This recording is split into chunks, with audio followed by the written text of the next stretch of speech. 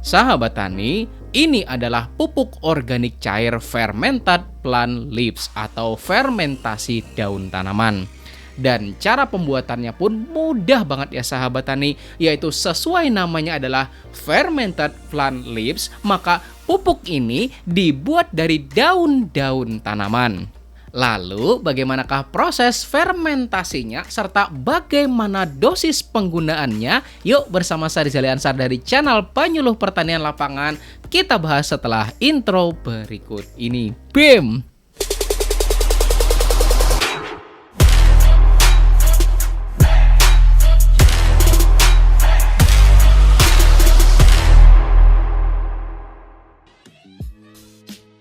Saya doakan buat Anda yang sudah subscribe channel ini dan klik tombol jempolnya, mudah-mudahan ilmunya jadi makin berkah dan rezekinya jadi tambah banyak lagi. Amin. Sahabat tani, tahukah Anda bahwa di dalam tubuh tanaman terdapat kandungan karbon, hidrogen, oksigen, nitrogen, dan unsur-unsur lainnya? Di dalam tubuh tanaman terdapat karbon kurang lebih sebesar 44%, hidrogen sebesar 6%, hingga nitrogen sebesar 1-5%. Tetapi apa jadinya kira-kira kalau bagian tanaman ini berakhir dengan dibuang gitu aja tanpa bisa termanfaatkan? Apalagi sampai dibakar, ya enggak? Maka secara otomatis kita telah menyia-nyiakannya dan tidak lagi terdaur ulang sebagai bahan penyubur alami dari tanah pertanian kita. Saat ini kita sedang melakukan pemanenan tomat ya sahabat tani, dan buat Anda yang belum pernah budidaya tanaman ini, nah ketika kita melakukan pemanenan maka sebaiknya juga dilakukan pemangkasan atau disebut juga dengan istilah pruning. Karena seiring petikan pertama, kedua, ketiga, dan seterusnya, maka buah yang matang bakalan makin banyak ya sahabat tani. Dan secara otomatis bobot tanaman juga bakalan makin berat. Maka kalau kita melakukan pruning daun, maka kita dapat mengurangi sedikit bobot tanaman dan otomatis mengurangi resiko dari patah ya sahabat tani, atau istilah kami di sini tuh namanya ripah gitu ya sahabat tani, akibat kelebihan bobot, angin kencang, sama terjadi hujan lebat gitu ya sahabat tani. Dan buat Anda yang kepengen tahu lebih detail apa sih kira-kira manfaat pruning pada tanaman gitu ya sahabat tani, maka silakan tonton pada video yang ini gitu ya sahabat tani. Oke. Kemudian setelah kita melakukan pruning, maka kita bakalan mendapatkan banyak banget ya sahabat tani di daunan, ya kan? Dan daun inilah yang kita jadikan bahan baku dalam pembuatan pupuk organik cair yang nanti bisa kita kembalikan lagi pada tanah pada saat musim tanam yang selanjutnya.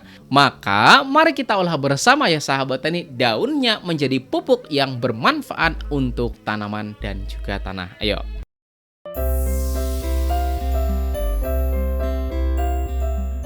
Pertama, kita siapkan dulu ember besar, dan semakin banyak yang kita fermentasikan ya sahabat tani, maka makin besar pula wadah yang kita perluin. Nah, jika sudah, maka kita tuangin daun-daunnya, dan karena daun ini tuh kita perkirain beratnya sekitar 10 kiloan kayak gitu loh, maka pengencerannya adalah 40 liter.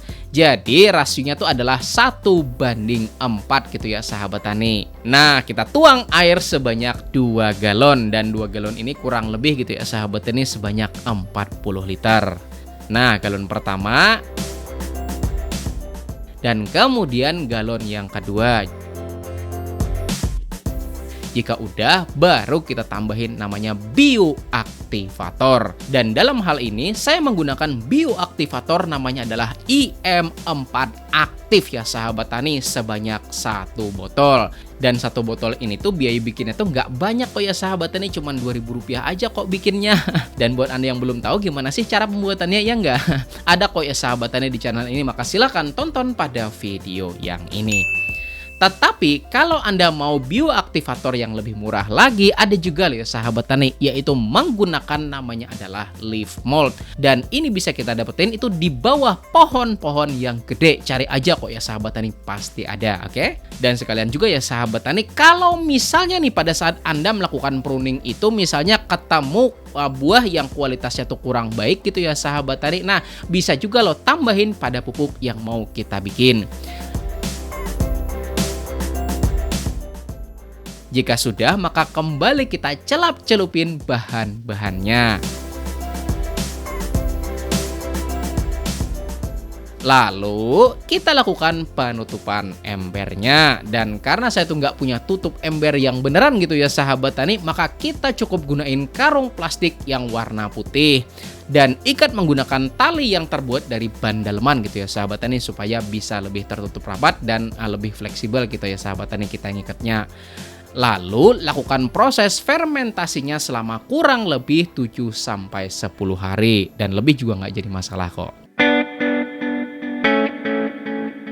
Nah, ini hari ke-30 ya sahabat tani. Kebetulan saya tuh kena cacar air kayak gitu loh, dan seluruh badan itu kena semua. Jadi baru bisa ngelanjutin videonya setelah cacar itu hilang gitu ya sahabat tani di hari ke-30 kayak gitu loh. Nah, oke, ternyata ya sahabat tani di dalamnya ada jakabanya loh ya sahabat tani. Kok ikut nongol ya. Dan biasanya gitu ya sahabat tani, suatu larutan ketika ditumbuhin sama jakaba, artinya larutan tersebut mengandung unsur nitrogen dan juga fosfor yang cukup tinggi. Nah, mantap ya sahabat tani. Kemudian coba kita ukur berapa pH dari larutan ini. Dan sebagai informasi, pH atau potential of hydrogen itu menentukan loh dari kualitas pupuk yang dihasilkan. Dan semakin netral angkanya, maka semakin bagus kualitasnya gitu ya sahabat tani. Dan ternyata hasil pengukurannya adalah pH-nya 6,8. Wah, mantap ya sahabat tani. Artinya ketika kita aplikasikan pada tanaman dan juga tanah pertanian kita, maka nggak bakal beresiko menurunkan tingkat keasaman tanah. Nah, artinya pupuknya bagus dari segi pH gitu ya sahabat tani. Kemudian coba kita ukur berapa konsentrasi mineral dari larutan pupuk organik cair ini gitu ya sahabat tani. Dan ternyata 2,75 ppt. Artinya konsentrasi dalam larutan pupuk organik cair ini adalah 2750 ppm. Artinya dosis yang bisa kita pakai buat tanaman. Nah, buat tanaman yang dipanen daunnya gitu ya sahabat tani, macam kayak bayam misalnya, kemudian sawi, kangkung, dan tanaman hortikultura misalnya kayak tomat misalnya, kemudian cabai, kacang panjang misalnya, atau tanaman hortikultura lainnya. Nah, buat masa vegetatifnya bisa dengan rasio 1:10 sampai 15. Artinya 1 liter bisa kita encerkan dengan air 10 sampai 15 liter. Dan aplikasinya bisa disemprotkan atau dikocorkan pada tanaman kita. Mungkin di antara Anda ada yang bertanya kayak gitu loh, kalau misalnya nggak nunggu 30 hari, misalnya seminggu kayak gitu loh, misalnya langsung kita aplikasikan bisa atau enggak, ya enggak? Ya bisa banget ya sahabat tani, nggak masalah kok, 7 hari udah bisa kok, karena 7 hari pun proses fermentasinya itu sudah bisa kita pakai. Dan untuk bahan baku yang digunakan itu nggak mesti terpaku sama daun tomat gitu ya sahabat tani. Misal Anda tanam mentimun misalnya, kemudian tanaman Anda tuh udah nggak produktif misalnya nih, tapi ternyata daunnya masih cukup bagus gitu ya sahabat tani. Nah, silakan diambil sama batang-batangnya yang menjalar, itu juga nggak jadi masalah gitu ya sahabat tani. Atau kalau Anda misalnya punya buah tanaman mentimun misalnya kayak gitu loh, tiba-tiba ukurannya di bawah standar misalnya, atau afkir istilahnya gitu ya sahabat tani, atau nggak layak jual misalnya. Nah, itu juga bisa digunakan sebagai bahan baku dalam pembuatan pupuk organik cairnya. Intinya adalah bagian-bagian tanaman yang nggak bisa termanfaatkan, nah daripada terbuang gitu aja ya sahabat tani, mending kita kembalikan lagi pada tanah pertanian kita, sehingga tercipta namanya adalah zero waste farming, yaitu dari tanaman kita untuk tanaman kita lagi. Mantap! Oke ya sahabat tani, nah itu tadi pembuatan pupuk organik cair dari daun tanaman atau fermented plant leaves gitu ya sahabat tani. Jika Anda sukai video ini, maka silahkan klik tombol jempolnya yang banyak gitu ya sahabat tani, dan bagikan juga kepada teman-teman Anda biar manfaatnya jadi lebih besar lagi. Dan di samping sini ada 2 video yang saya rekomendasikan untuk Anda pelajari, insya Allah akan semakin menambah pengetahuan Anda lebih baik lagi gitu ya sahabat tani. Terima kasih. Saya Rizali Ansar. Wassalamualaikum warahmatullahi wabarakatuh.